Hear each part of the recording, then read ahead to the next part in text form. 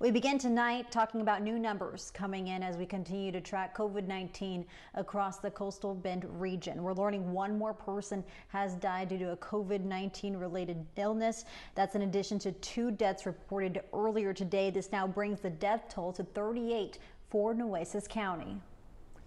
That's right. Word from the City County Health District is that the victims included 2 men and 1 woman, all ranging from 70 to 80 years of age. The patients all having underlying health issues as well, including congestive heart failure and diabetes. There were 343 new coronavirus cases today in Nueces County. That's down about 100 from yesterday's high, but it's still bad. And that puts the total number of cases at 5,260. And right now, 332 people are in the hospital being treated, 93 of them in the ICU.